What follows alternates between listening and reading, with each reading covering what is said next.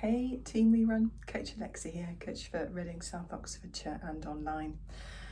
I was having a chat with an acquaintance of mine who I'm doing a course with at the moment, who's a climbing instructor, so rock climbing instructor. Does a lot of outdoors work sort of in the hills around hiking and things as well. And we were having this conversation about identity around our respective sports. So, you know, what does it mean to be a real runner, or what does it mean to be a real climber? And she's had people that have been climbing with her for, you know, years. They're starting off with courses, then, you know, kind of booking trips, etc., who don't class themselves as climbers yet for some reason. And I've done videos before about the same kind of thing in running.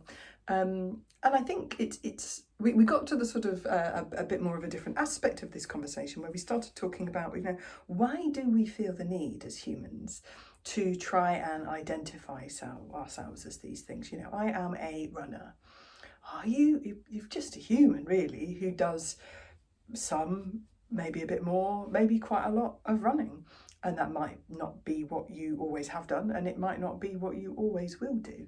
But we do seem to have this inner desire to try and identify ourselves, don't we, as something.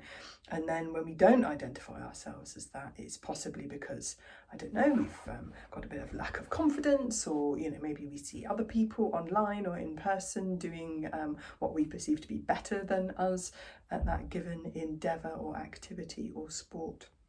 So yeah, it got me thinking a little bit about, you know, when we call ourselves, you know, I am a runner, well, I am also, you know, somebody's wife, and I'm also a dog guardian, you know, I am also a sports massage therapist, and I have also been an IT project manager, and, you know, there are many things that I could label myself with.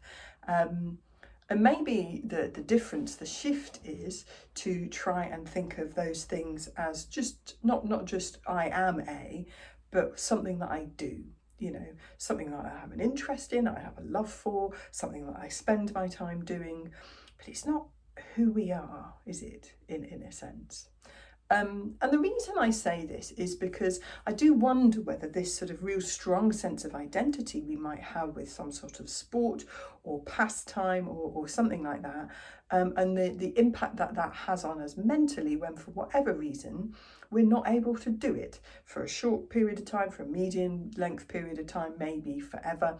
That might be for, you know, health reasons, financial reasons, whatever it might be. So, you know, what is the impact then if we have really strongly identified ourselves with being a runner or a rock climber or whatever it might be, and we can't do that for whatever reason? What impact does that then have on our sense of identity, self, our mental health?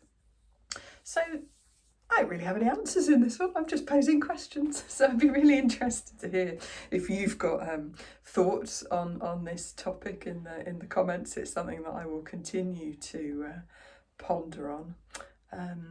Yeah, it'd just be interesting to know what your thoughts are around this. Let me know. Happy running.